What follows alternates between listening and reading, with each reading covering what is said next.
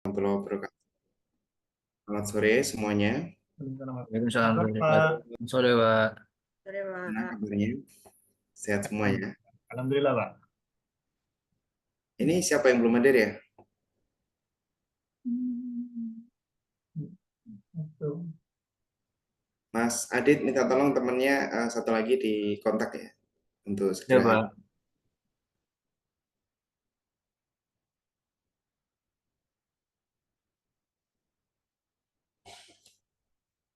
Sambil saya ini ya screenshot untuk laporan.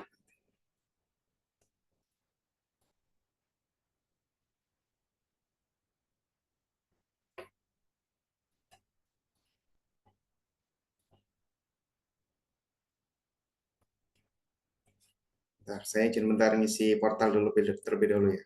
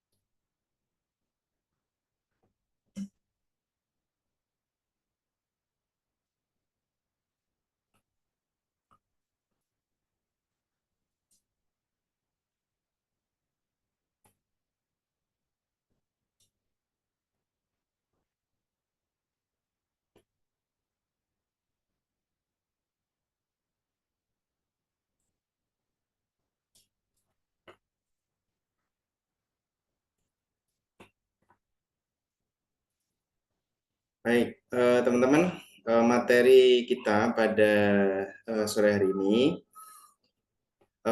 yaitu penilaian mesin dan peralatan dengan pendekatan biaya. Nah, pada minggu lalu kita telah belajar penilaian mesin dan peralatan dengan pendekatan pasar.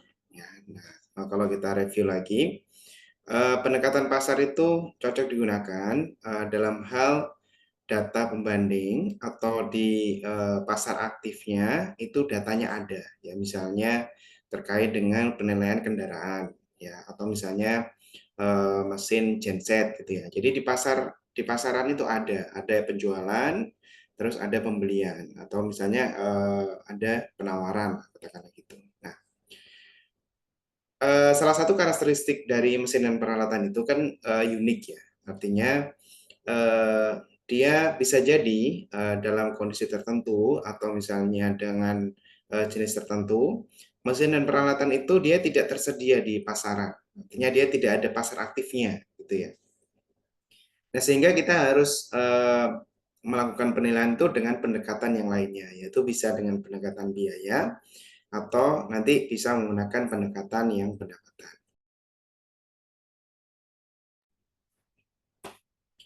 Oke. Nah, kalau kita lihat ini ya, ini ilustrasi aja ya, ilustrasi. Ini adalah mesin terkait dengan apa namanya itu, ya obat ya, terkait dengan mesin obat lah gitu, mesin medis, mesin obat.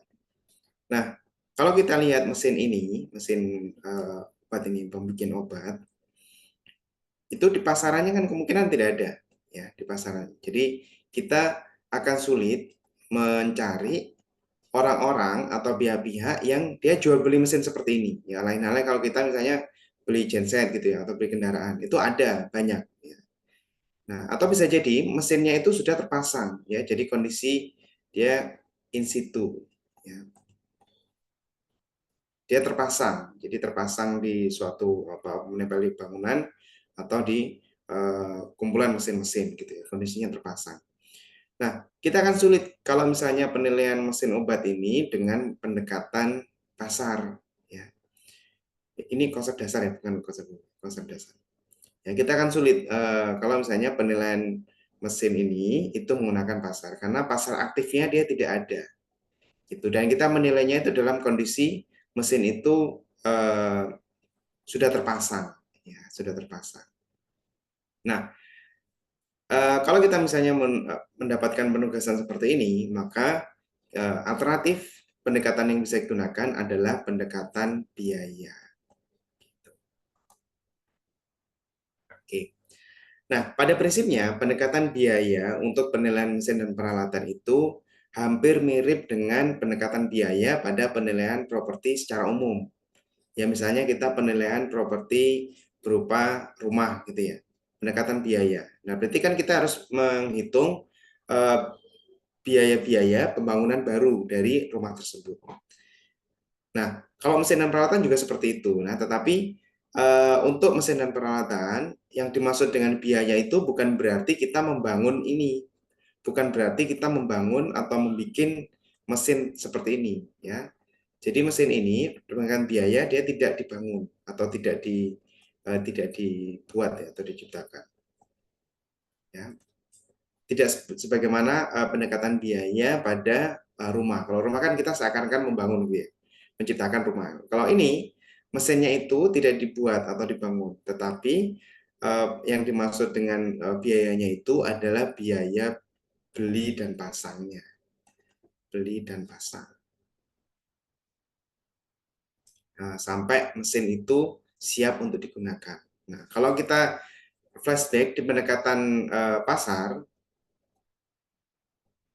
ya, ini kan kita menilai dengan kondisi mesin itu diperjualbelikan, ya, jadi ada pasarnya. Nah, kalau misalnya ini berarti mesin itu dibeli, ya, terus ada nanti biaya-biaya pembelian, nah, termasuk nanti biaya-biaya pemasangan, ya, gitu.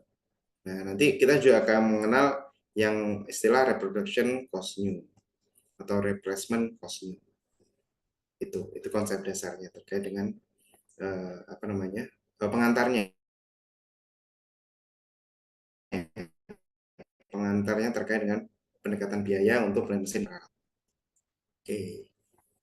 Nah, ini deskripsi dari konsep dasarnya, di mana pendekatan biaya mengestimasi biaya reproduksi atau pengganti mesin dan peralatan. Ya, sama kayak penilaian dengan pendekatan biaya yang lain, kita menghitung biaya reproduksi atau pengganti barunya. Mesin dan peralatan bisa dari replika atau substitusinya. Ya, misalnya mesinnya itu secara apa namanya tipe atau secara mereknya itu sudah tidak ada. Berarti kan kita membuat atau mencari mesin yang sama. Nah, serta digunakan dengan kualitas yang sebanding. Nah, untuk mesin dan peralatan yang sudah digunakan perlu mempertimbangkan estimasi depresiasinya. Itu. Jadi kalau kita misalnya mesinnya itu sudah digunakan, jadi suatu mesin dia itu misalnya sudah digunakan 2 tahun,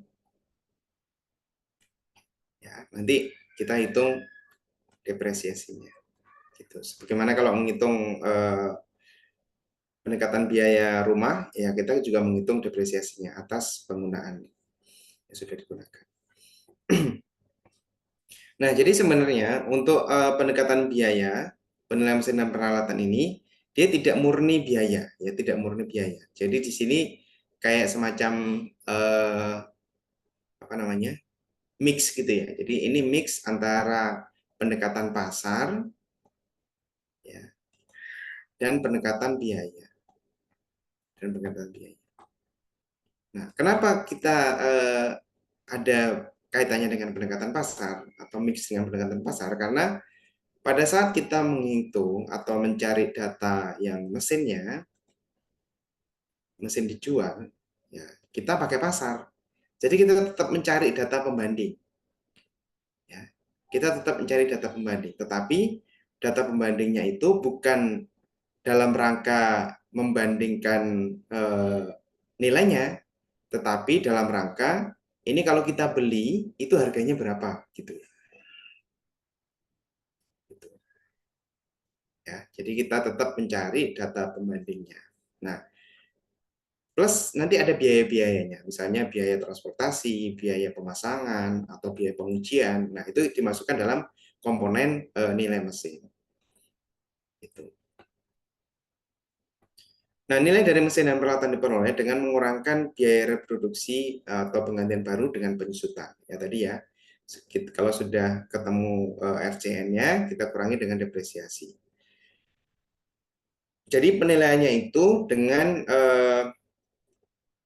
metode biaya pengganti terdepresiasi, ya, atau depreciated replacement cost. Ya, di mana ini adalah metode penerapan dari pendekatan biaya yang digunakan untuk menentukan indikasi nilai dengan menghitung biaya reproduksi atau biaya pengganti baru aset yang dikurangi dengan penyusutan fisik dan segala bentuk keusahaan. Ya, tadi, jadi dia RCN dikurangi dengan penyusutan, baik penyusutan fisik maupun penyusutan karena keusahaan. Itu. Oke, kita lanjutkan. Nah, pada pendekatan biaya kita mengenal dua konsep utama, yaitu biaya reduksi baru sama biaya pengganti baru. Nah, saya kira ini saudara sudah sangat memahami ya. Di mana kalau kita bicara biaya reduksi baru, maka biaya-biayanya itu atas properti yang sama atau identik, ya. Jadi atas properti yang sama atau identik. Ya misalnya terkait dengan mereknya sama atau tipenya sama gitu ya. Sama kapasitasnya sama gitu. Ya, sama atau identik. Nah, kalau misalnya data-data ini kita tidak dapat apa namanya? Data pasarnya atau pembandingnya, maka kita menggunakan alternatif yaitu biaya pengganti baru. Nah, pengganti baru ini dia tidak sama atau tidak identik. Ya, tetapi sifatnya adalah setara dengan properti yang dinilai. Ya, sifatnya setara. Ya, misalnya secara merek sama tipe dia tidak sama. Ya, bentuknya bisa jadi tidak sama bentuknya. Ya, tetapi secara kapasitas atau secara kegunaan dia itu sama. Ya, karena memang data apa namanya pembandingnya kita tidak dapat yang sama atau identik, maka kita carinya yang setara. Gitu. Nah, ini adalah konsep biaya reduksi baru sama biaya pengganti baru. Oke.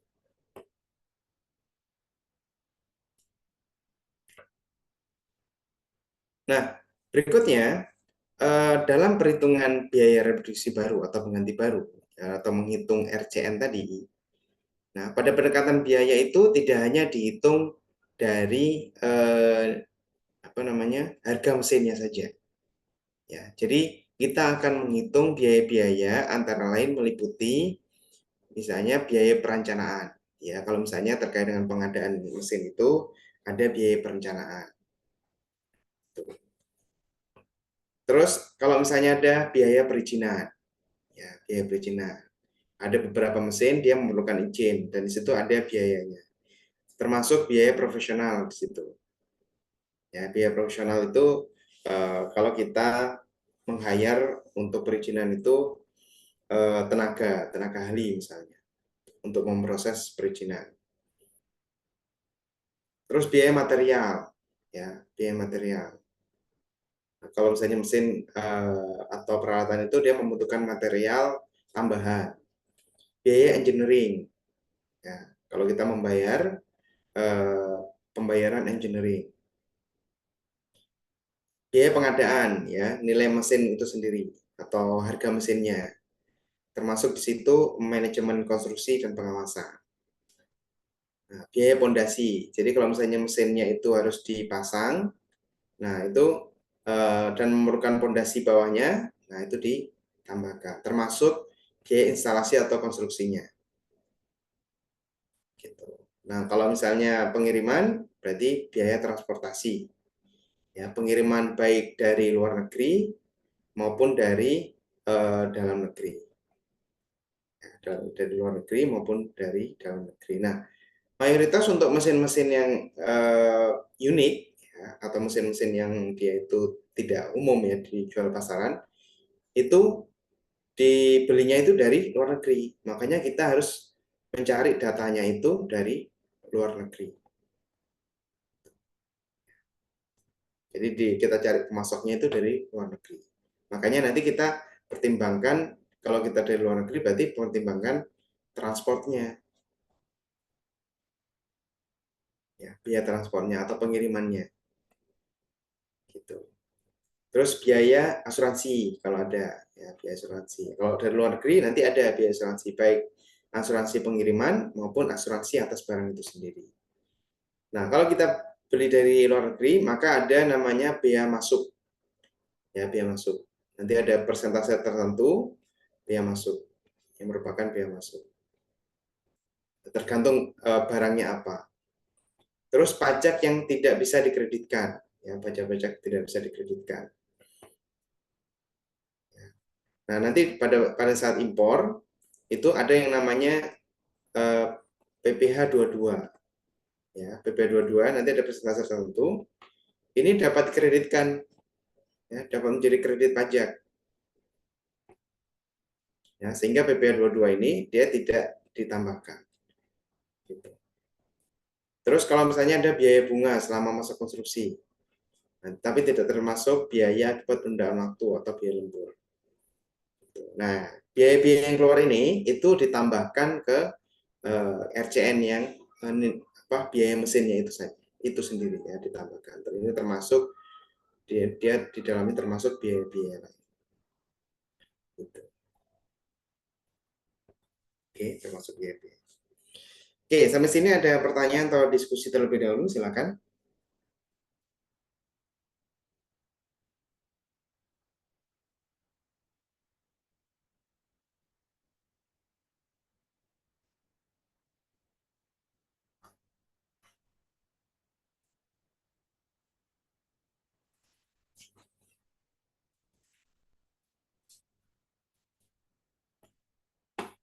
Oke, lanjut dulu ya. Nah, berikutnya adalah prosedurnya. Jadi caranya bagaimana kita menerapkan pendekatan biaya. Nah, yang pertama, seperti ini sebenarnya ringkasan dari yang saya jelaskan tadi. Yaitu menentukan estimasi biaya. Estimasi biaya dengan metode biaya pembangunan baru atau biaya penggantian baru. Ya, jadi ada dua metode, biaya pembangunan baru atau penggantian baru. Ini yang pertama. Nah, setelah ketemu RCN-nya, selanjutnya dikurangi dengan penyusutan. Ya. Baik itu penyusutan fisik, penyusutan fungsi, maupun penyusutan karena ekonomis misalnya. Dari objek penilaian. Nanti saya jelaskan apa namanya teknik-tekniknya, teknik-teknik dari penyusutan. Ya, setelah dikurangi penyusutan, maka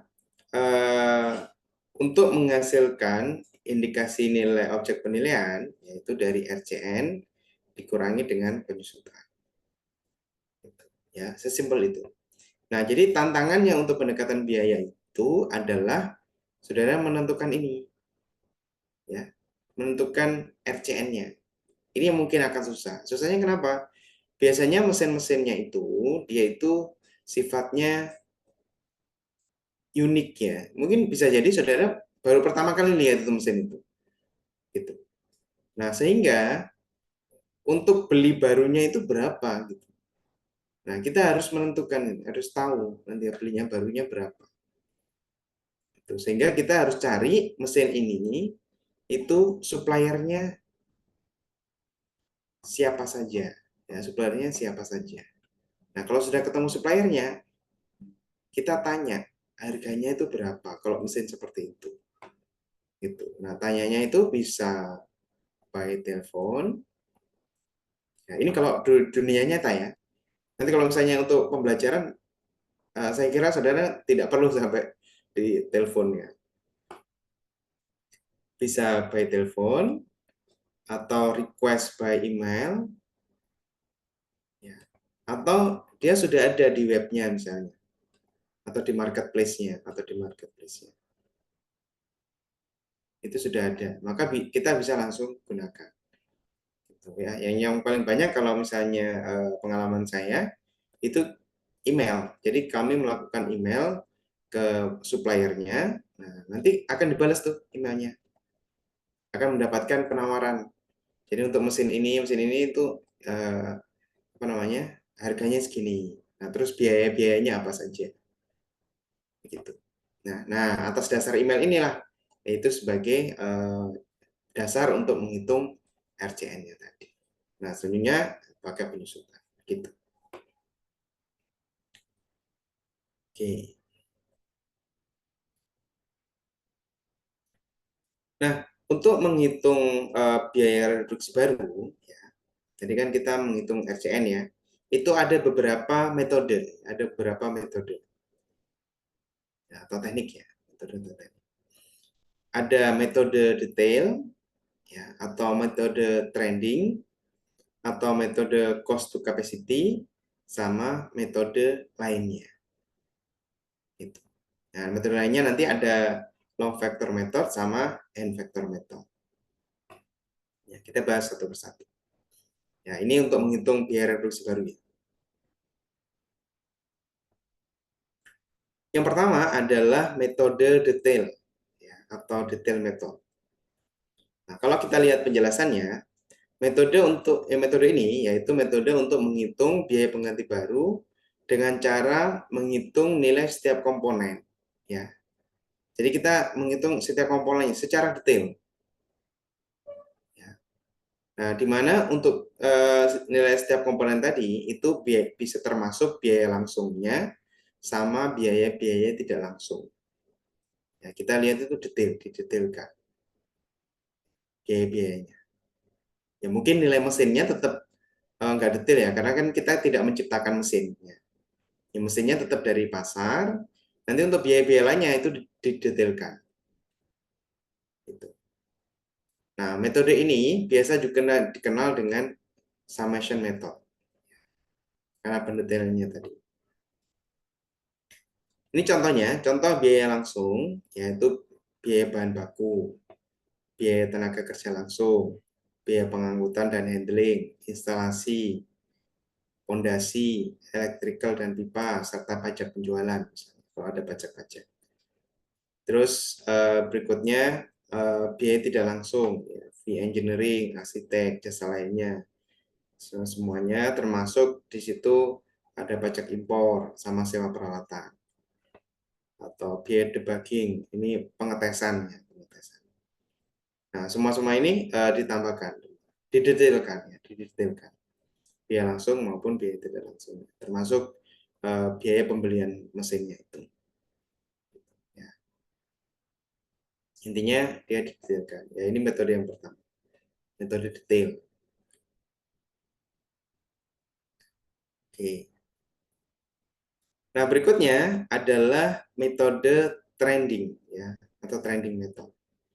Ya, suatu metode yang menentukan nilai baru dari suatu mesin dengan menerapkan indeks atau trend factor terhadap biaya historis untuk merubah biaya masa lalu menjadi indikasi nilai pertanggal penilaian.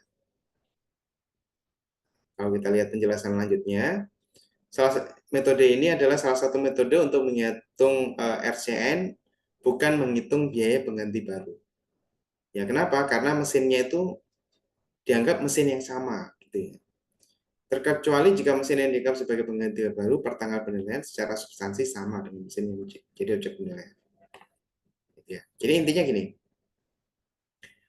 penerapan metode ini yaitu kita mengambil data historis, ya mesin itu kan ada historis pembeliannya ya, historis pembeliannya.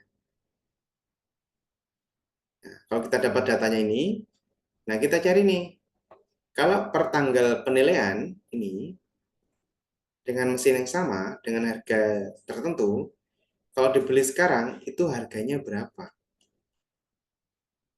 Gitu, harganya berapa? Nah, penarikan data historis ke data yang sekarang, ya, itu nanti bisa menggunakan indeks, ya, indeks atau tren, tren. Misalnya kita menggunakan regresi gitu ya, atau menggunakan indeks. indeks nanti 1,3 misalnya dari biaya historisnya dulu. Atau trennya nanti Y sama dengan X, sorry,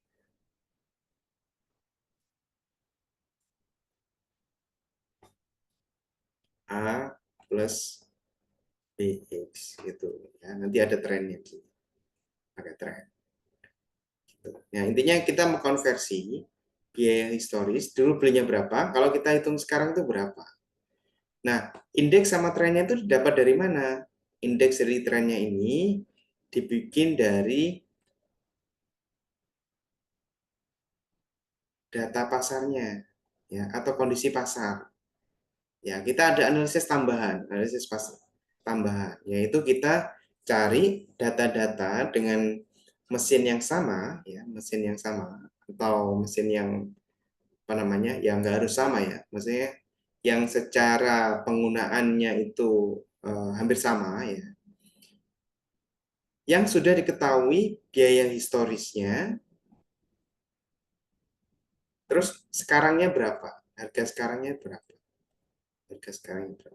Nah, nanti di sini kan kita bisa menghitung baik itu trennya maupun indeksnya berapa. Nah, kalau dulunya 100 ya, misalnya tahun 2010 100, sekarang harganya menjadi 120, nah berarti indeksnya adalah 1,2 gitu. Atau kalau misalnya mau gampangnya, cara metode trending ini saudara bisa menggunakan indeks inflasi, bisa saudara gunakan. Ya kalau misalnya sudah benar-benar tidak ada data ya, yang tadi yang detailnya nggak ada, terus metode yang trennya itu data pasarnya nggak ada, ya pakai inflasi itu kalau misalnya sudah mentok, pakai inflasi dari data historisnya tersebut. Gitu ya. Ini adalah metode yang kedua, yaitu metode trending. Intinya metode ini kita mengalihkan biaya historis dengan indeks, suatu indeks tertentu atau trend faktor tertentu. Oke. Nah, metode yang kedua, yang ketiga, yaitu metode cost to capacity. Metode cost to capacity. Nah, metode ini adalah metode untuk mengestimasi RCN atau biaya reproduksi atau biaya pengganti baru dengan cara membandingkan biaya pengganti baru dari mesin yang sejenis dengan kapasitas yang berbeda. Ya. Nah, karena pada prinsipnya mesin dan peralatan yang memiliki kapasitas lebih besar akan mempunyai harga yang lebih mahal. Akan tetapi perbedaan biaya tidak selalu berbanding lurus dengan kapasitasnya. Artinya gini, ada suatu mesin, ya mesin, kapasitasnya adalah 300 gitu ya, 300 ton. Ya, ini mesin yang sama ya. Nah, terus ada juga mesin yang sama, nah, kapasitasnya adalah 500. Gitu. Ini harganya sudah kita ketahui. Ini harganya sudah ada ya. Nah, berarti secara tidak langsung kita bisa menghitung ini, harganya ini. Jadi kita perbandingan cost 1 dibanding dengan cost 2 ya sama dengan ini ada nih biar ya cost 2 biar nggak balik dibandingkan dengan cost 1 sama dengan kapasitas 2 dibandingkan dengan kapasitas 1. Ya, jadi kalau kita sudah ketemu cost-nya berapa yang apa namanya mesin kedua, terus kapasitasnya kita ketahui, sama kapasitas dari mesin. Ya, katakanlah kita mau menilai yang mesin C1 ini. Kapasitas yang mesin 1 ini ada datanya, maka yang C1 ini kita bisa tahu nih. Gitu. Nah, tetapi untuk penerapan ini itu ada yang namanya yaitu apa ya? Eksponen ya, eksponen value. Eksponen value. Ya. Kenapa ada ini? Nah, kalau kita lihat di penjelasan sebelumnya ya bahwa jadi walaupun kapasitasnya lebih besar ya, suatu mesin kapasitasnya lebih besar, kenaikannya itu tidak berbanding lurus ya, tidak selalu berbanding lurus ya. Misalnya kenaikan dari 300 ton ke 500 ton ya. Ini kan sekitar berapa persen itu?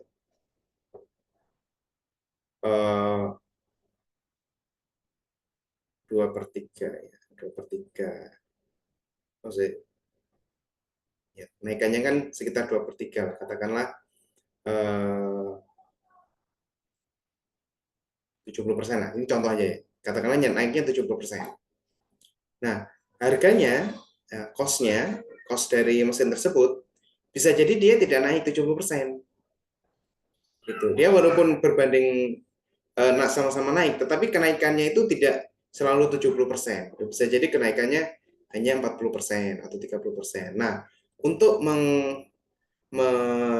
smoothing yang kenaikan tersebut, itu kita mengenal istilahnya adalah eksponen ini. Eksponen. Nah, eksponen ini itu berkisar untuk mesin dan peralatan ya, itu berkisar 0,6 sampai dengan 7. Ya. Tetapi ini bisa jadi berbeda untuk jenis mesin yang berbeda eksponennya ini. Nah, angka ini didapat dari mana? Angka ini bisa didapat dari analisis, ya, analisis, analisis,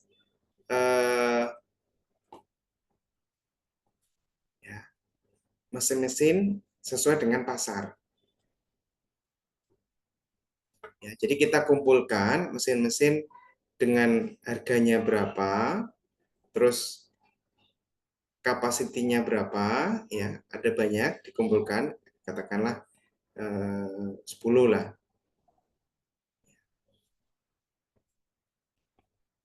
Kuantitinya berapa, terus dianalisis, dimasukkan ke rumus tadi. Kalau ini udah ketahuan, ini udah ketahuan, ini udah ketahuan, ini udah ketahuan, berarti X-nya kan sudah ketahuan. Gitu. Nah, ya, ini analisis terpisah, gitu maksudnya. Nah, sehingga kita bisa langsung terapkan. Kalau X-nya sudah ketahuan, untuk penilaian-penilaian berikutnya, atas mesin yang sama, ya kita langsung bisa terapkan. X-nya itu berapa. Gitu. Sehingga kita dengan mudah, dengan kapasitas gini, maka cost-nya atau biaya atau harganya itu segini gitu.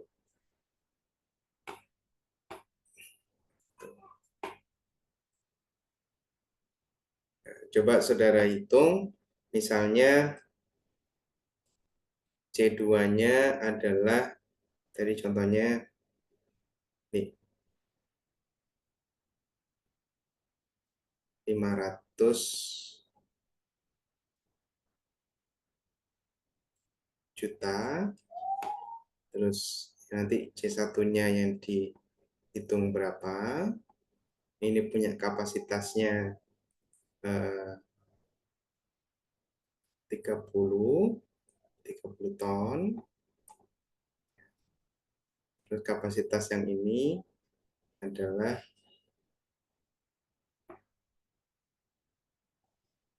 20 ton. Nah, dengan eksponensialnya 0,6. Nah, C1-nya berapa? Coba saudara itu.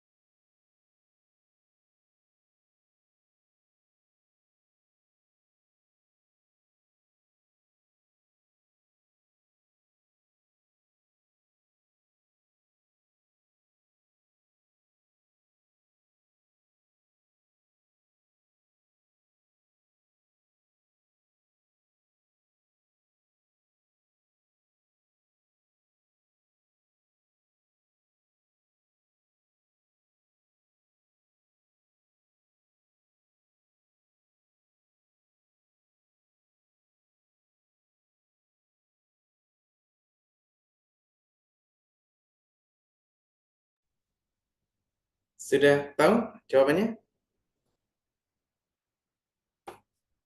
Ya, jadi berkisar 392 juta gitu. Ya. Ya, penerapannya seperti itu ya. Tinggal masukkan rumus ke sini. Saya kira cukup gampang. Oke, ini adalah metode yang ketiga.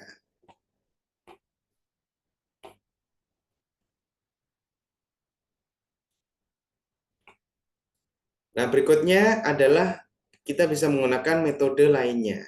Ya. Di metode lainnya itu ada dua, the long factor method sama the hand factor method. Penjelasannya sebagai berikut ya. Yang pertama, kalau kita bicara the long factor method, maka metode ini adalah metode untuk mengestimasi biaya dari suatu fasilitas industri dengan cara mengalihkan biaya komponen industri dengan multiple faktor. Ya, misalnya terkait dengan bahan baku.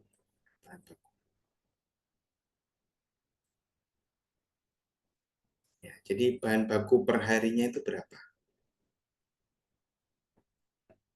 Ya, bahan baku per harinya berapa? Kita tahu ada datanya. Ya. Nah, ini dikali dengan angka multiplier.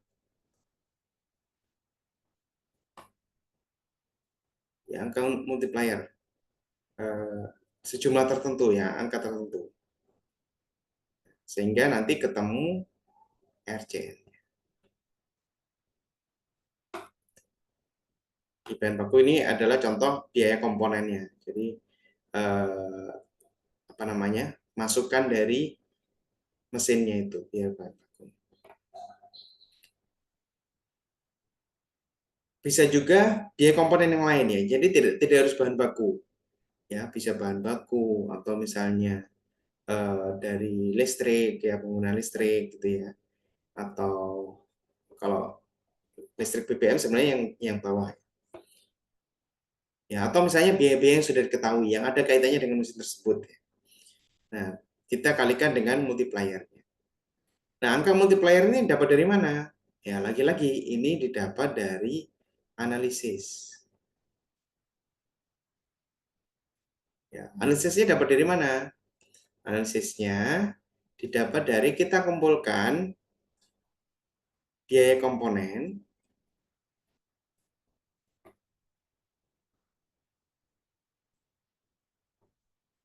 industri. Contohnya biaya-biaya bahan baku ini ya, kita ada data lainnya ya. Terus ada juga biaya kita ketahui RCN-nya. Ya memang agak-agak sulit ya, karena harus pakai analisis ini. Nah, kita sudah ketahui biayanya, misalnya per hari atau per bulan, kita tahu RCN-nya atas mesin tersebut. Nah, ini kan sudah ada multiplier-nya ini. Pengalinya berapa? Nah, angka ini, ya, ini merupakan multiplier di sini. Gitu. Tapi tidak hanya satu ya. Ini kayak kita menerapkan pendekatan pasar, ya minimal 3 lah. Ya, baru kita tahu multiple faktornya. Gitu.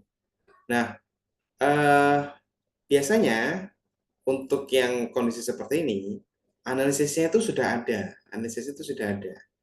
Jadi ada dasarnya, sudah ada dasarnya. Misalnya terkait dengan penelitian orang lain. Ya, penelitian. Jadi kalau misalnya ada jurnal ilmiah atau artikel ilmiah, ada yang peneliti yang lain, misalnya atas mesin X gitu ya. Nah, kita bisa langsung menggunakan multiplier faktornya. Itu dia komponen. Atau bisa juga menggunakan yang the hand factor method. Sebenarnya sama, dikali multiplier juga, tetapi yang membedakan adalah ini inputannya. Kalau tadi adalah biaya komponen industri. Kalau yang ini adalah biaya dasar mesin dan peralatan. Ya, misalnya dari penggunaan BBM-nya. Penggunaan BBM-nya. Atau tadi contohnya penggunaan listriknya. Nah, biaya dasarnya. Nah, dikali dengan multiplier-nya.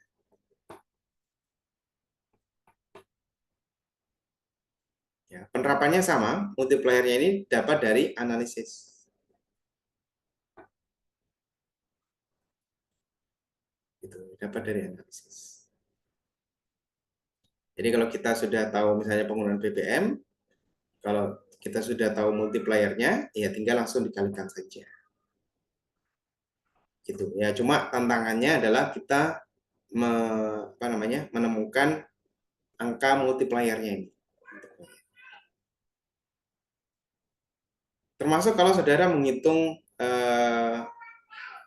nilai ya dengan yang pendapatan yang metode gross income multiplier. Jadi kita sudah tahu gross income-nya. Nah, tantangannya kan menemukan M-nya ini, multiplier ini. Ya, ini sebenarnya hampir mirip dengan ini. Cuma yang dikalikan ini adalah biayanya. Kalau pendekatan biaya pendapatan, berarti yang dikalikan adalah pendapatannya atau gross income-nya. Oke, ada pertanyaan atau diskusi? Silakan. Izin tanya Pak, Ya, silakan. dari semua yang metode tadi Pak, yang paling sering dipakai metode yang mana ya Pak? Sama terkait dengan metode lainnya ini, jika kita mau memasukkannya antara long vector ataupun the hand vector method ini, kita menentukan dia multiply vektornya itu dia masuk ke long vector method atau the hand vector method itu dia bagaimana gitu Pak? Oke, baik. Saya jawab yang kedua dulu ya. Jadi, kapan kita menggunakan long vector method atau hand vector method, itu tergantung datanya. Ya, tergantung datanya. Kalau data yang kita dapatkan adalah biaya dasar mesin atau peralatan, maka kita menggunakan ini. Nah, sehingga tantangan berikutnya yaitu kita menentukan multiple faktornya, angka pengalinya. Ya, kalau menurut saya yang paling mudah digunakan itu adalah ini, yang hand factor method. Kenapa? Karena kita dapat mudah mengidentifikasi misalnya penggunaan BBM atas mesin tersebut. Nah, kalau ini agak-agak bias ya, walaupun sebenarnya bisa diterapkan juga kalau misalnya multipliernya ada. Nah, kalau ini biaya dasar mesinnya itu cukup mudah diidentifikasi. Contohnya tadi BBM.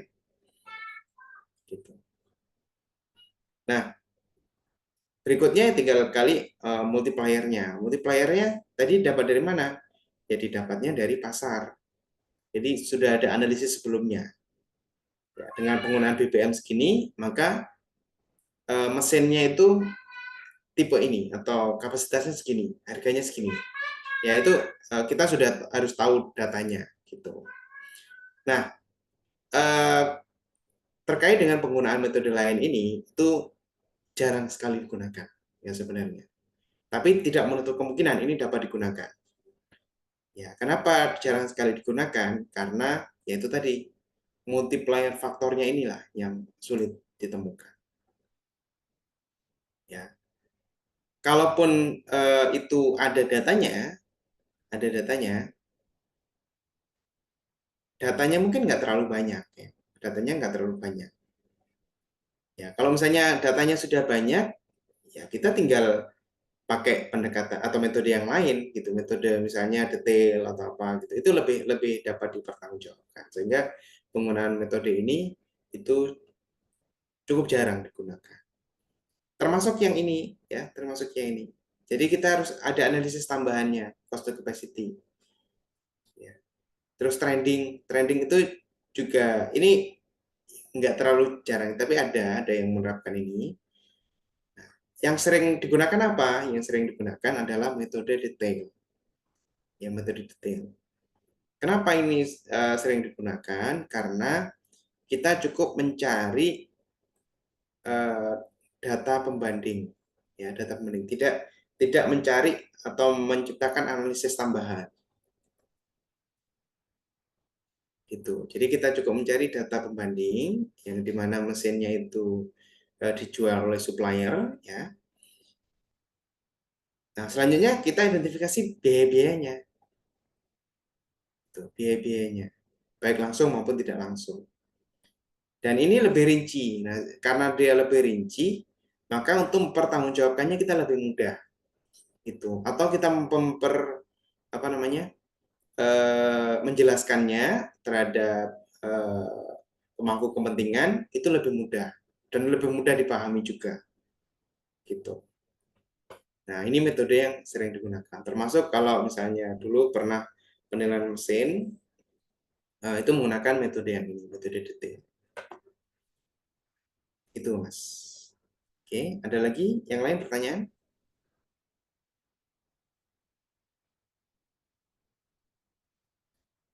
Oke, saya lanjutkan ya. Nah, berikutnya adalah penyusutan. Di mana dalam penilaian, penyusutan ini apa namanya? Didefinisikan sebagai selisih nilai antara aset yang lama dengan aset baru. Karena kita nyari awalnya kan RCN tadi ya. Nah, terhadap aset yang lama, nah ini di sini adalah penyusutan. Ada penyusutan.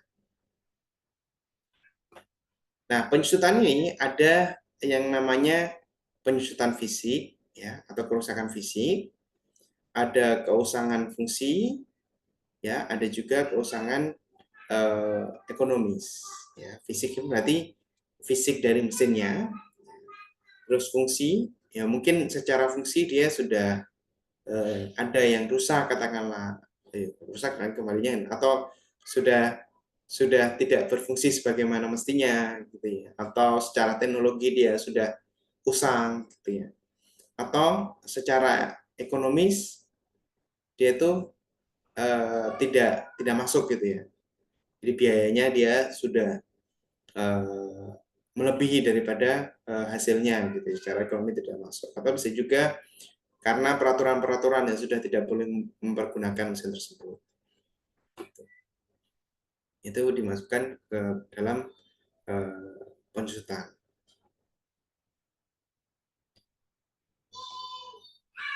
Nah, penyusutan penyusutan itu ada beberapa tadi, ada fisik, fungsi, sama ekonomi. Nah, berikutnya ini yang fisik. Fisik ini, penyusutan fisik adalah hilangnya nilai atau kegunaan dari properti karena dia penggunaan atau karena usia. Ya, jadi bisa karena penggunaan, ya misalnya dia apa namanya, penggunaannya itu sudah berapa jam, gitu ya, terus kapasitas maksimalnya berapa ribu jam, gitu. Itu karena penggunaan atau karena usia, ya usia misalnya udah 2 tahun, 3 tahun, dan seterusnya. Ya, dia karena keausan, penyusutan, kelelahan bahan, sama faktor-faktor yang sejenis. Nah, penyusutan fisik ini untuk menentukannya itu ada beberapa metode juga. Ya, ada beberapa metode. Yang pertama adalah metode observasi. Ya, nanti saya jelaskan apa itu observasi. Terus metode use, ya, metode age atau life, sama metode pengukuran mata uang. Oke, kita bahas satu persatu ya.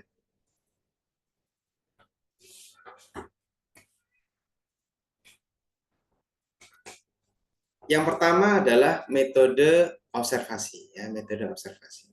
Ya, ini penyusutan fisik ya, bagian dari penyusutan fisik. Nah, intinya kalau metode observasi ini besarnya persentasenya, ya, itu didapat dari observasi sama pengalaman atau pengalaman dari penilai. Ya, intinya itu. Ya, kalau detailnya, ya, penilai melakukan perbandingan didasarkan atas pengalaman yang diperoleh dengan melihat properti yang dinilai dibandingkan dengan properti yang masih baru. Ya, ini berdasarkan pengalaman. Tapi juga harus melihat juga ya kondisi dari properti tersebut. Ya, prosedurnya adalah dengan mengobservasi keausan yang dapat dilihat ke dalam persentase tertentu. Ya, tadi ini dalam persentase tertentu. Ya, jadi berdasarkan tadi observasi, ya dilihat mesinnya.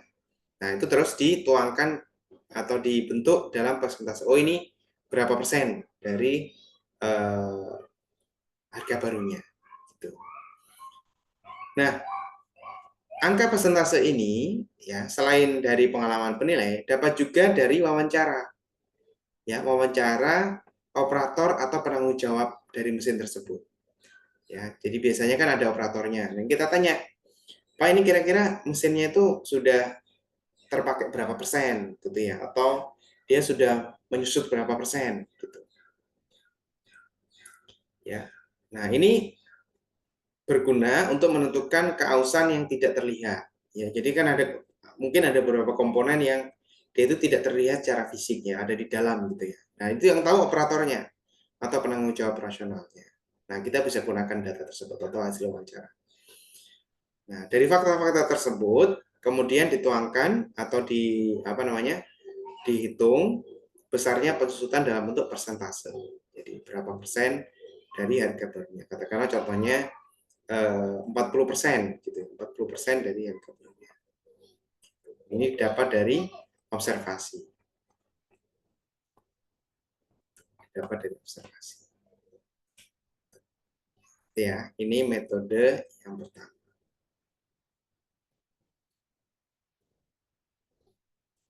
Nah, berikutnya adalah metode use atau total use.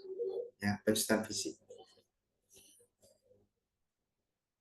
Nah, ini didapat dari melihat umurnya atau masa manfaat atau masa penggunaannya.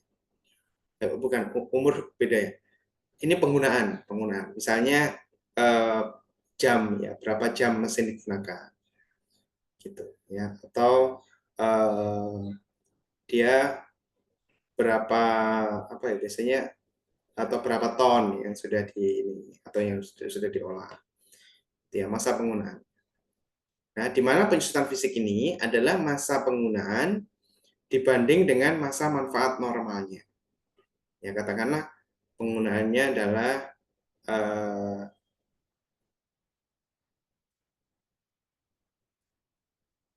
1000 jam sudah digunakan.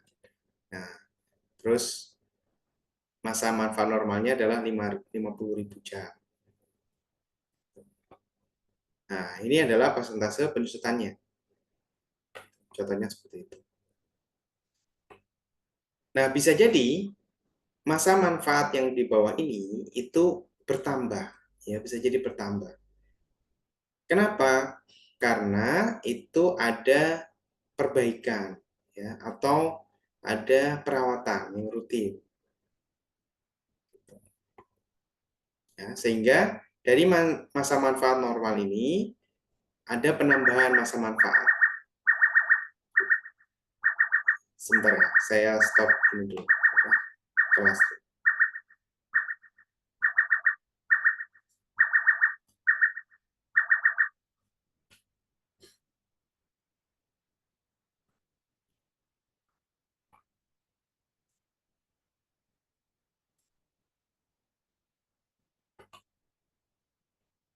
Ada alarm di portal barusan.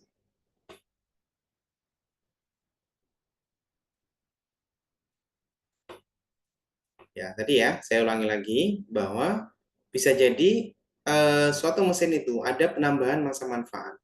Kenapa? Ini dapat dari kalau misalnya ada perbaikan.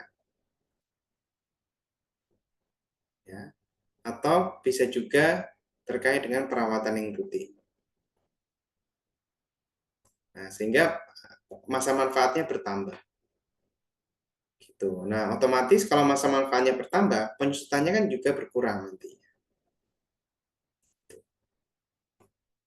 Gitu ya. Nah, ini penambahan masa manfaat ini dapat dari mana? Ya bisa jadi dari wawancara misalnya. dari operator tadi.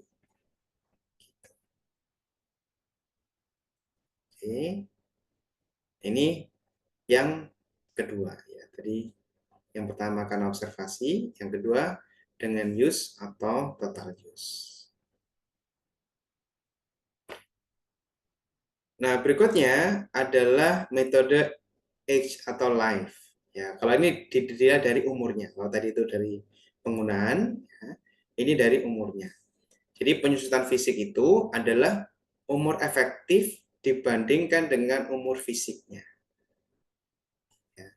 Di mana ini juga mempertimbangkan efek dari overhaul. Overhaul itu turun mesin, ya. Jadi dibongkar secara keseluruhan, terus diganti mesin-mesin yang rusak. Atau perbaikan, ya, atau pemeliharaan. Dia di atas atau di bawah kewajaran. Nah, ini akan menentukan umur efektifnya, ya, umur efektifnya. Kalau umur fisiknya mungkin sama ya, jadi tidak berubah, ya. Jadi yang berubah adalah umur efektifnya. Kalau yang metode yang sebelumnya itu yang berubah kan masa manfaatnya, ya bisa berubah. Nah, kalau yang ini yang berubah itu adalah umur efektifnya.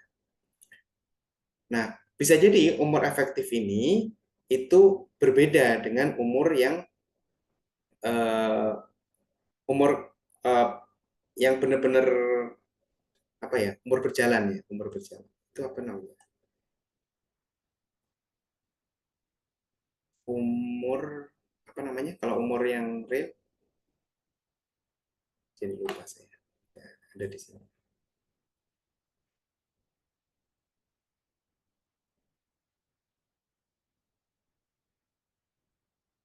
Hmm. Nah, ini umur pemakaian.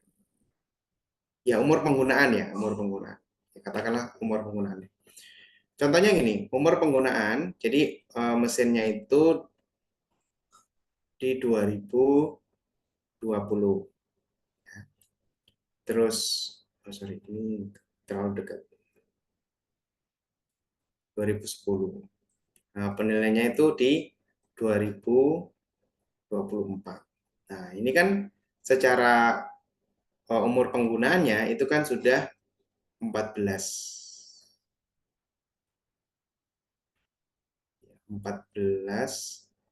tahun. Ya. Jadi penggunaannya dia sudah 14 tahun, tetapi umur efektifnya bisa jadi cuma 8 tahun. Ya, kenapa? Ya tadi kita mempertimbangkan karena ada overhaul atau ada perbaikan ya atau penggantian spare part gitu ya. Atau pemeliharaan yang di atas kewajaran. Nah, sehingga umur efektifnya menjadi 8 tahun. Ini bisa berubah. Nah, terus kita bandingkan dengan umur fisik. Umur fisik itu uh, umur dari mesin itu sendiri sampai mesin itu nanti rusak, tidak bisa digunakan lagi. Tuh. Nah, dalam hal umur efektif telah mencapai atau melewati umur fisik, namun properti masih beroperasi, sehingga nanti penyusutan fisik adalah umur efektif dibanding dengan umur fisik ditambah dengan sisa umur fisik. Ya. Jadi umur efektif dibandingkan dengan umur fisiknya, terus ditambah dengan sisa umur fisiknya. Nah, bisa juga pensusutan ini dihitung dari umur efektif dibandingkan dengan umur ekonomis. Ya, di mana nanti hasilnya itu sudah termasuk pensusutan fungsi dan ekonomisnya. Nah, ini kan ada umur-umur ya. Nah, ini penjelasannya. Dari mesin dibuat, ya, terus mesin itu mulai dipakai, ya, terus ada saat tanggal penilaian. Nah, ini adalah penggunaan. Nah, terus ada umur fisiknya, umur fisik. Tadi kayak kalau misalnya penggunaan sama dengan mesin dibuat, berarti umur fisiknya sama dengan dibuatnya. Oke. Jadi maksudnya fisik itu fisik telah dipakai ya, bukan umur dari mesin tersebut, umur secara keseluruhan. Nah, terus ada juga umur ekonomis, ya, umur ekonomis. Umur ekonomis itu mesin sampai dengan batas mesinnya itu dapat digunakan atau secara ekonomis dia menghasilkan, ya. Jadi antara cost dan income-nya itu lebih besar income-nya. Ya, secara ekonomis dia masih masuk lah, apa namanya, hitungannya ya. Jadi ada batas umur ekonomisnya. Nah, terus ada juga umur fisik ya. Jadi umur dari mesin itu sendiri, umur fisiknya sampai dengan mesinnya itu rusak. Ya, sudah tidak bisa digunakan. Nah, umur ini biasanya ada standarnya. Ada standarnya. Itu. Ya, standarnya. Nah, standarnya ini ada beberapa penelitian nanti, ada beberapa penelitian atau ada beberapa buku ya, atau ada beberapa artikel gitu. Nah, salah satunya yang saya share melalui kita kelas, itu kan ada standar usia, usia dari mesin. Gitu, usia dari mesin. Oke. Ya, ini penjelasan terkait dengan usia. Nah, kalau terkait dengan usia ini, maka kita mengenal age ya, ya jumlah waktu yang telah dilalui sejak pemasangan mesin baru. Ya, usia mesin itu. Atau life, total economic work life tadi umur apa namanya? Ekonomi, terus total fisik ya umur fisik, useful life ya ini yang penggunaan ya, penggunaan dari mesin itu diciptakan sampai dengan tanggal penilaian, sama sisa dari balancing life sama remaining useful life dari sisa umur ekonomis tadi. Nah, di mana faktor-faktor yang mempengaruhi ya, antara lain misalnya kondisi fisik dari mesin tersebut, terus standar perawatan, terus pemakaian, nah, terus keterbatasan sumber daya, ya misalnya ini bahan bakarnya sudah susah gitu ya, sudah susah. Dia menggunakan bahan bakar tertentu misalnya, ya, jadi terbatas sumber dayanya. Atau tren pasarnya, ya tren pasarnya bisa mempengaruhi. Jadi penggunaan mesin tersebut itu sudah jarang sekali di pasar, itu sudah berpindah ke mesin-mesin yang baru.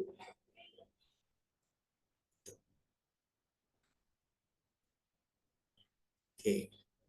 Nah berikutnya yang keempat adalah pengukuran mata uang, ya pengukuran mata uang atau direct dollar measurement.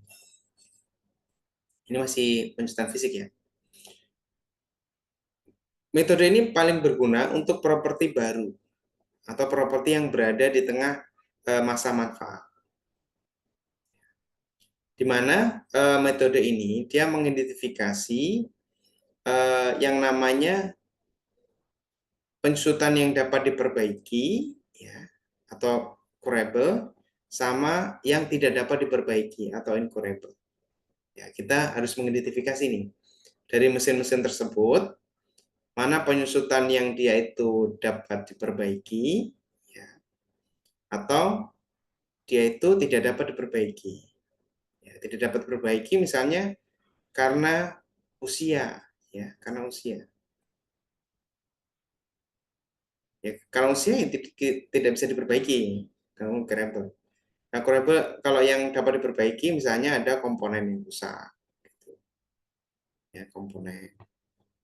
Nah, nanti penggantiannya berapa rupiah gitu atau berapa dolar misalnya. Atau ada part yang dia itu rusak berapa dolar gitu ya.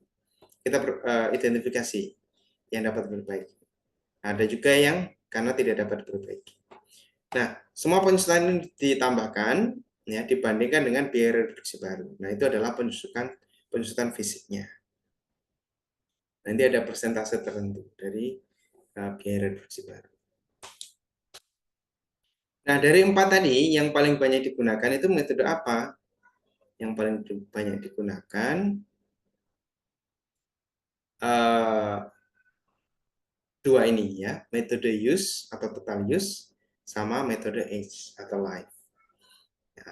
Yang pertama ini jarang digunakan karena sifatnya lebih ke subjektivitas. Ya, karena ini berdasarkan pengalaman. Ya kecuali kalau di dasarnya didasarkan pada data-data yang valid ya. Misalnya dari hasil wawancara atau berita acara gitu ya. Kalau misalnya itu dari data yang valid ini dapat digunakan ya. Terus yang yang terakhir ini bisa diterapkan, cuma cenderung agak susah. Ya, cenderung susahnya kenapa? Karena kita harus mengidentifikasi yang curable sama incurable. Ya, susahnya yang di sini sebenarnya, incurable. Jadi berapa yang benar-benar dia dipengaruhi oleh sifatnya karena usia misalnya. Dia mempengaruhi berapa persen gitu, atau berapa rupiah. Gitu. Terus yang ini juga kita harus mengidentifikasi komponen secara detail.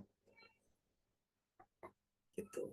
Nah, cukup mudahnya ya, tadi tinggal dibandingkan pemakaiannya berapa, ya kalau misalnya use dibanding dengan masa manfaatnya, atau menggunakan umurnya, umur efektif dibandingkan dengan umur visi. Itu. Oke, ada pertanyaan silakan. Izin Pak mau nanya. Ya, silakan. Kalau untuk umur ekonomis ini bisa diketahui dari mana ya Pak? Apa dari wajib pajak atau ada standarnya kayak umur fisik gitu Pak? Ya, umur ekonomis ini ada standarnya juga. Ya, ada standarnya. Bisa tanya dari wajib pajak kalau misalnya terkait dengan penilaian apa namanya untuk tujuan perpajakan, atau bisa juga dari kajian-kajian atau dari buku-buku ya. Jadi nanti biasanya disebutkan eh, secara fisik ya, physical sama economical berapa tahun. Biasanya yang economicalnya itu lebih lebih rendah dibandingkan dengan secara fisiknya gitu. Ya, jadi ada dua tadi, bisa data dari wajib pajak yang itu kita bisa yakini benar, ya gunakan, atau dari data dari standar. Gitu. Terima kasih Pak. Oke, ada lagi? Izin tanya, Pak. Ya, silakan. Kalau misalnya, misal suatu mesin itu dia rusaknya tuh lebih cepat gitu, kayak mati totalnya tuh lebih cepat daripada batas usia fisiknya itu berarti eh, misalnya belum nyampe dari batas itu berarti maksudnya ke batas ekonomis ya Pak atau gimana Pak? Masih agak bingung di bagian situ. Nah, jadi gini, kalau batas ekonomis, ini mesinnya nggak mati total. Di sini, mesinnya masih berfungsi. Jadi, masih berfungsi, tetapi secara biayanya, ya, itu lebih tinggi dibandingkan dengan produksinya. Jadi, sudah tidak ekonomis lagi. Ya, katakanlah contohnya gini. Saudara punya motor. Ini contoh gampang ya, contoh gampang. Punya motor. Ya udah lama ya, udah lama. Motornya itu sorry, motornya itu masih bisa berjalan. Ya, masih bisa dinaikin, masih bisa berjalan, tapi biayanya mahal.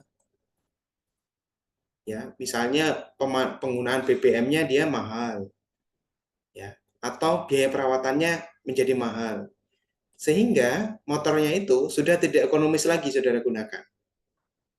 Ya, karena biaya mahal. Tetapi secara fisiknya dia tidak mati total. Nah, kalau misalnya mati total berarti secara usia fisik dia sudah habis. Gitu. Nah, dalam hal suatu mesin, katakanlah umur fisiknya 20 tahun ya. 20 tahun. Terus umur umur usianya ya, usia mesinnya itu masih 10 tahun. Nah, saudara diminta penilaian ini. Ya, usia mesinnya 10 tahun, umur fisiknya 20 tahun.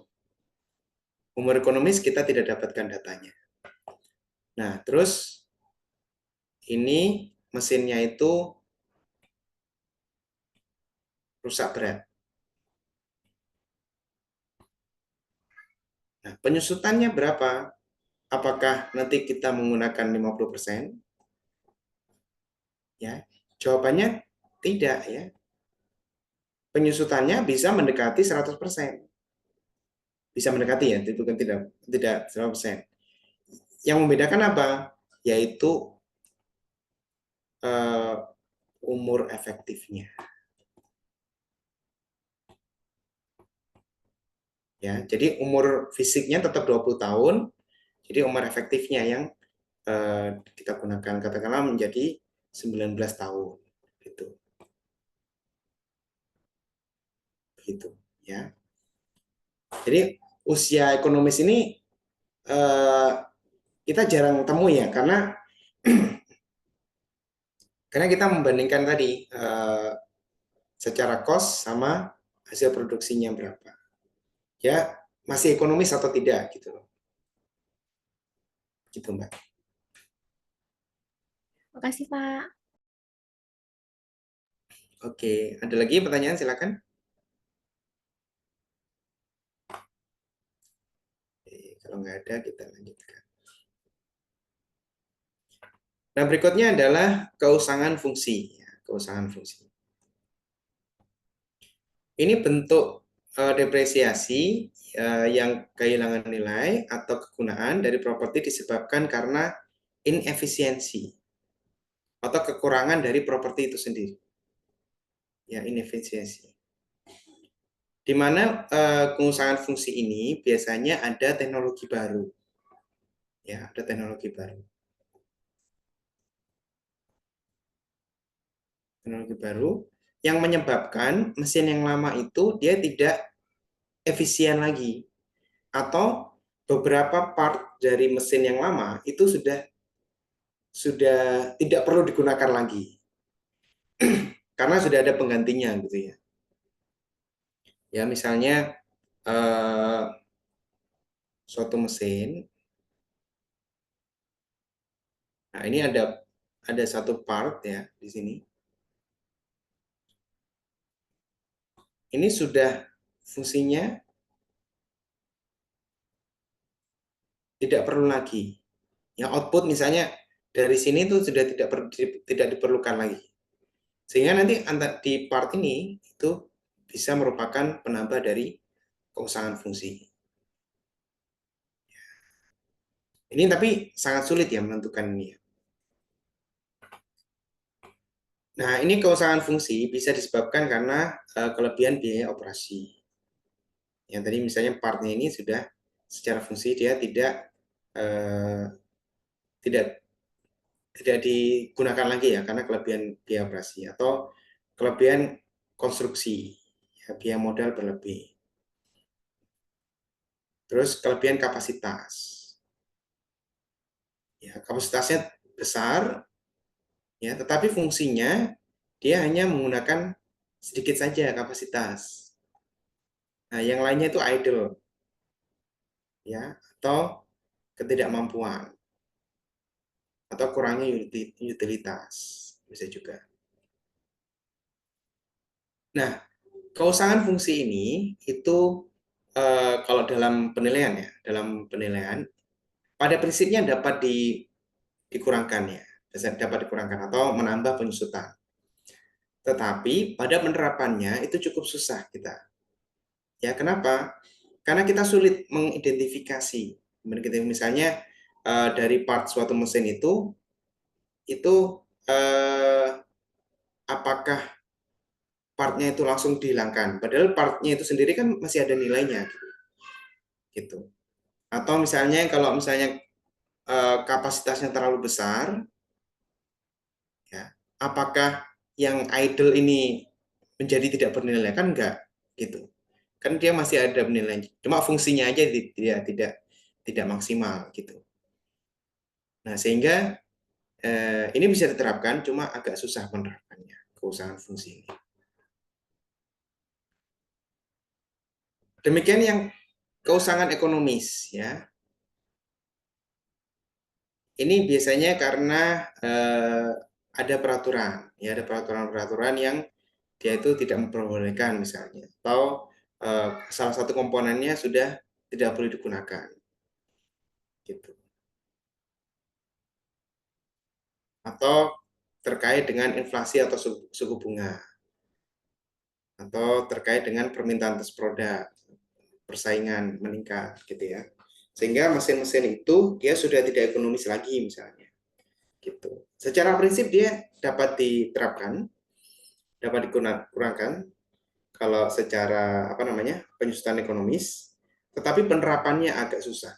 Ya, karena kita menentukan berapa persen atau berapa rupiah penyusutan ekonomisnya itu agak susah. Sehingga dalam prakteknya, ini kalau pengalaman saya, itu biasanya penyusutannya itu adalah hanya dari penyusutan fisiknya, gitu, karena pemakaian atau karena umur.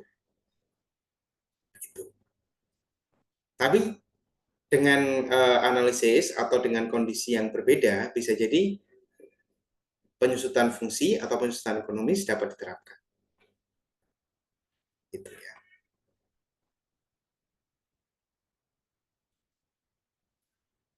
Oke, nah berikutnya hal-hal yang diperlukan dalam penerapan penyusutan, ya. Untuk menentukan nilai pasar aset berdasarkan biaya pengganti terdepresiasi, maka biaya pengganti baru yang itu dikurangkan dari penyusutannya. Dikurangkan dengan penyusutannya. RCN dikurangi penyusutannya atau depresiasi. Terus, hal yang perlu diperhatikan lagi yaitu dalam hal menentukan nilai wajar aset berdasarkan ACN,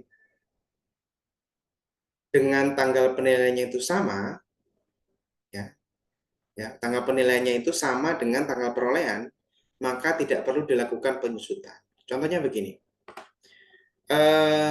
suatu mesin ini perolehannya di tahun 2020, ya, perolehan. Terus saudara mendapatkan penugasan, ini kalau terkait dengan pajak ya, saudara diminta melakukan penilaian mesin ini, ya, atas harga perolehan. Harga perolehan. Ya, harga perolehan di tahun 2020 itu berapa? Sehingga tanggal penilaiannya yaitu di tanggal 2020 sama dengan harga perolehannya. Nah, kalau kondisi seperti ini, maka saudara cukup menghitung RCN-nya. Ya, menghitung RCN-nya. Jadi tidak perlu dilakukan penyusutan. Ya, walaupun saudara melakukan penilaiannya di tahun 2023 ya. Atau 2024. Nah, tapi tanggal penilaiannya adalah tanggal 2020. Sehingga penyusutannya dia tidak ada. Gitu. Ini perlu jadi perhatian ya. Oke.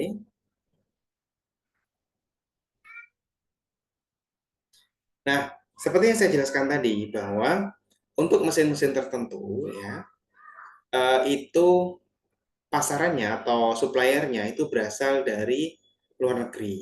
Ya. Makanya kita harus mengetahui ilustrasi dari kegiatan impor. Jadi kalau kita misalnya perusahaan beli mesin dari luar negeri, pengadanya dari luar negeri, maka kita mengenal FOB, ya, free on board, ya, free on board. Free on board itu nanti ada FOB shipping point sama FOB destination, ya. Saya kira saudara sudah memahami ya. Nah, kalau shipping point berarti selama barang itu belum di pelabuhan, maka dia masih tanggung jawab sellernya.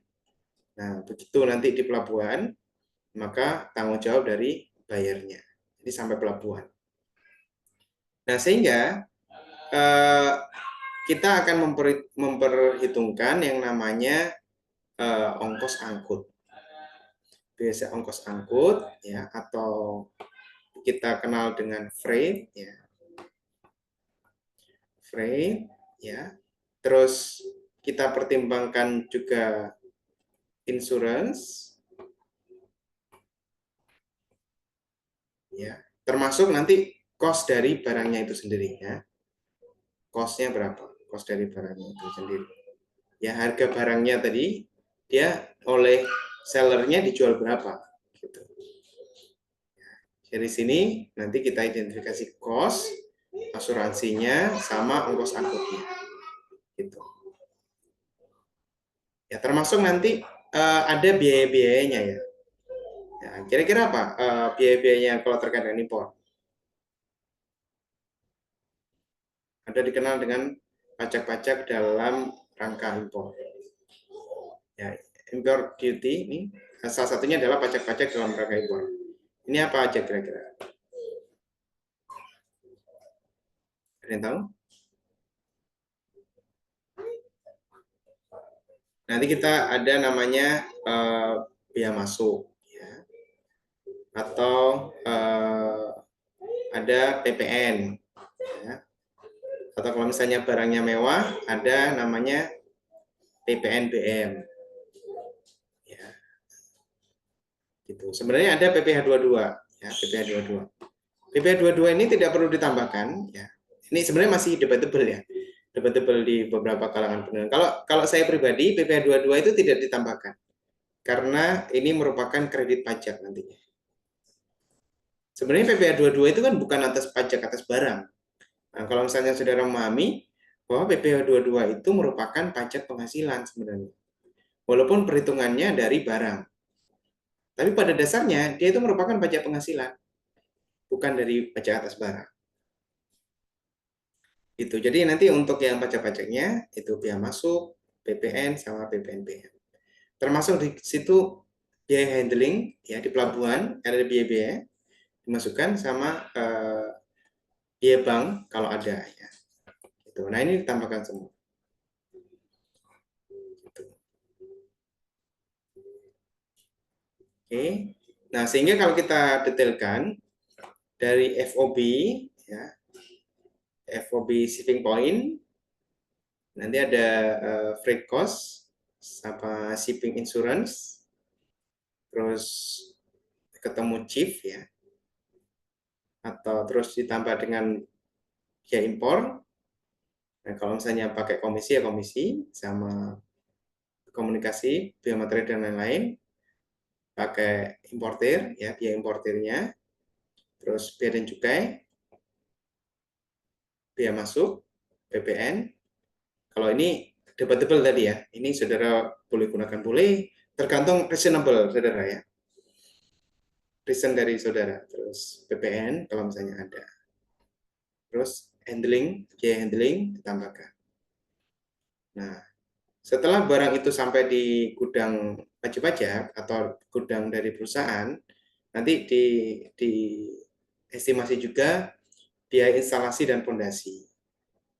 Gitu. Sehingga semua ini ditambahkan ketemu biaya pengganti baru. Gitu. Oke.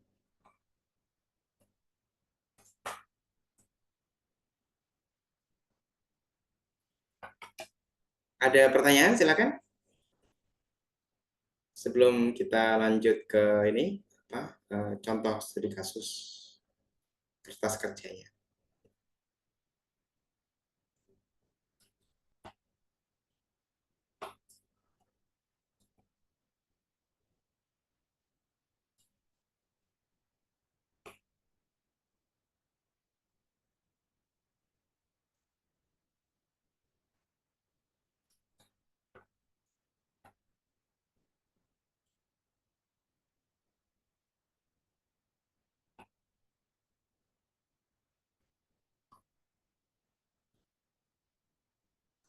Nah, ini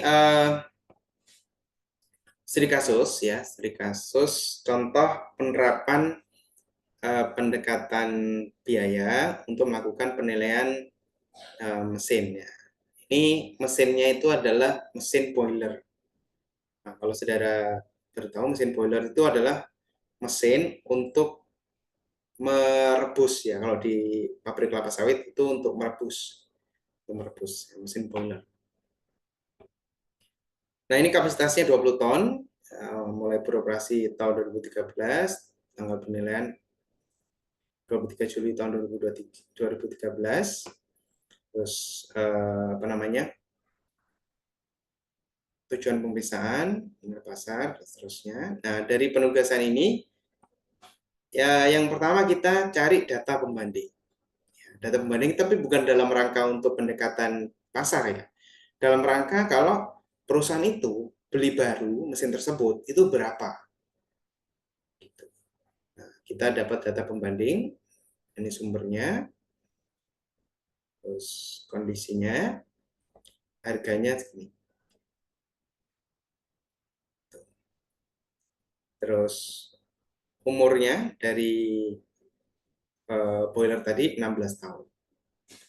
Perkiraan penjutaan fungsinya 0%. Kita langsung masuk ke KKP.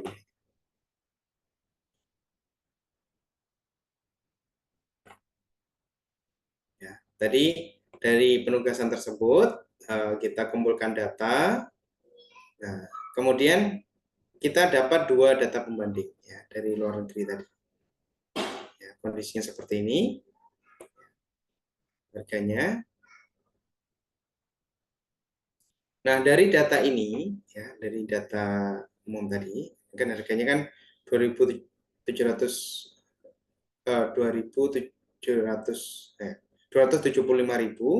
terus ini 300, masih dalam bentuk mata uang asing ya. Nah, terus dikalikan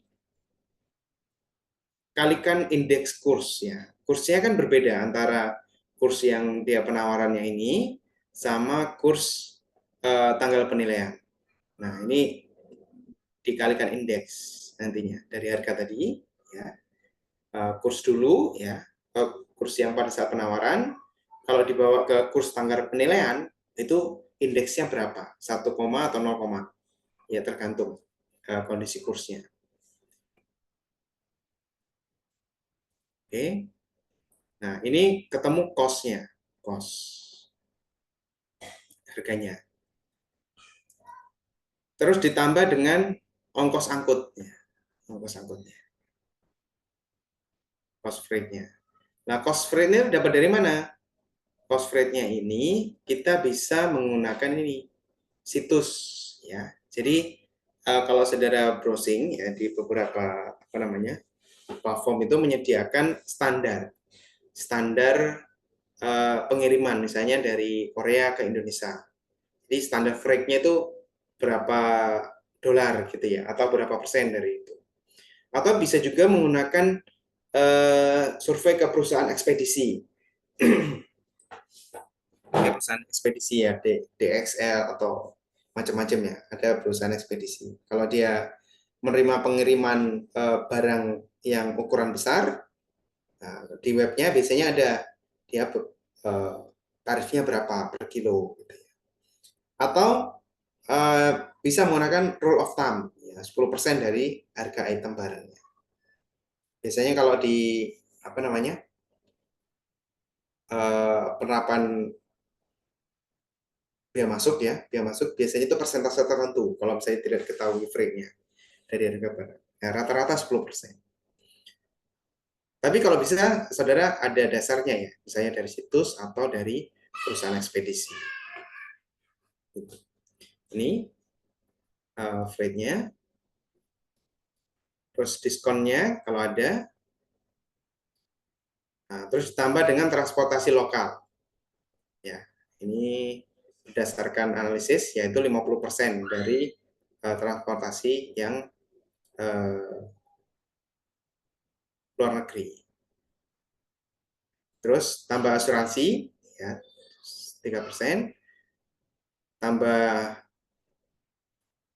asuransi lokal ya. tadi biaya masuk ya, biaya masuk dulu, biaya masuk persentase tertentu ya dari apa namanya chief, handling kalau ada, pondasi mesin kalau ada, instalasi mesin, instalasi penunjang, testing. Nah, karena ini datanya tidak tersedia, maka ini diabaikan. Gitu. Sehingga kita setelah ditambahkan semua, ya ketemu harga dasarnya. Untuk data pembanding yang pertama, sama data pembanding yang kedua. Nah, selanjutnya disesuaikan, ya, disesuaikan terkait dengan durabilitas. Ya, nanti ya ini contoh aja ya. Persentasenya ini saya kasih contoh aja. Ya bisa jadi nggak ada.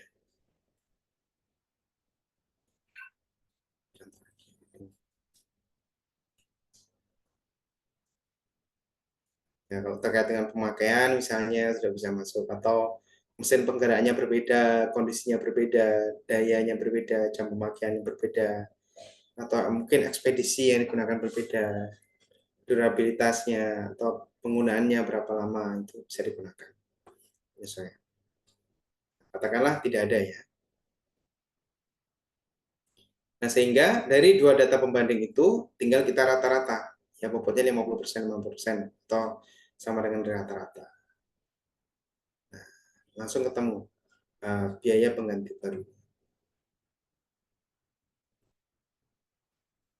Gitu.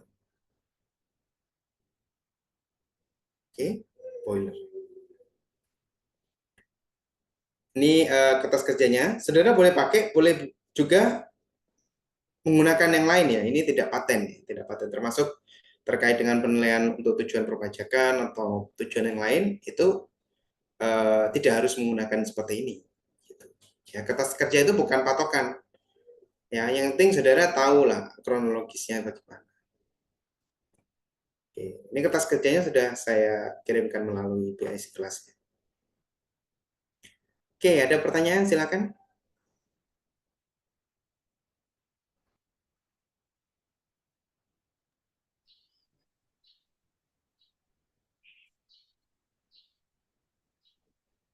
Izin Pak. Ya, silakan. Untuk analisis transportasi lokal tadi 50% dapat dari mana ya Pak? 50% itu sebenarnya dia ada kayak survei ya, survei analisis kayak apa namanya ya, analisis terpisah, ya, analisis terpisah. Jadi kita mengumpulkan data-data transportasi luar negeri ya. Jadi kan biasanya kan ada berapa rupiah atau berapa dolar ya. Nah, terus kita juga kumpulkan nih standar apa namanya transportasi dalam negeri dengan kondisi yang sama ya, misalnya kalau dari luar negeri itu berapa rupiah, terus kalau di dalam negeri katakanlah dari Soekarno Hatta atau ke Pelabuhan Merak ke Gudang itu kan ada rupiahnya juga. Nah, ini dipersentasekan. Ini ada analisis terpisah sebenarnya. Nah, tetapi karena untuk apa namanya tujuan pembelajaran, analisisnya itu tidak dicantumkan. Ya pakai langsung 50%. Ya sebenarnya ada analisisnya terpisah.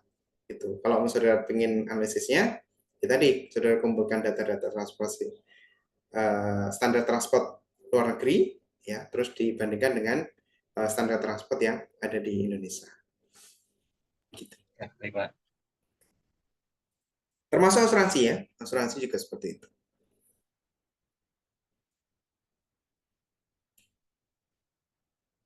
Oke, ada lagi silakan.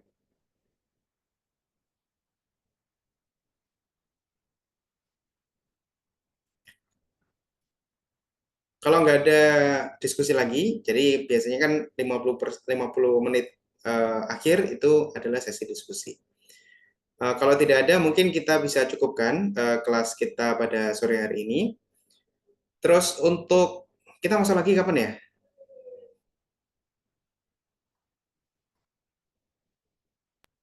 24 April, Tanggal Pak. 24, Pak. 24 April. Bentar, saya cek. Oke, saya masih sudah balik. Nah, 24 April nanti kita ada kuis ya atau ulangan harian. Ya, jadi materinya itu dari apa namanya? Yang saya ajarkan dari awal sampai dengan hari ini untuk memenuhi nilai yang ulangan harian. Jadi kan kalau kita lihat persentase nilai pada saat pertemuan pertama kan ada persentase nilai ulangan harian, termasuk yang tugas-tugas kan sudah kemarin. Oke, nah kuisnya nanti open book ya. Jadi saudara tidak perlu belajar mempeng-mempeng, cukup memahami saja. Jadi kuisnya open book. Oke, nanti kita selenggarakan di pertemuan pertama setelah liburan. Oke, kalau nggak ada pertanyaan lebih lanjut, saya cukupkan. Terima kasih atas perhatiannya. Sampai jumpa di pertemuan setelah lebaran nanti ya. Saya tutup dahulu. Assalamualaikum warahmatullahi wabarakatuh. Selamat sore. Terima kasih. Selamat sore, Pak. Terima kasih, Pak. Terima kasih. Terima kasih, Pak. Izin live ya.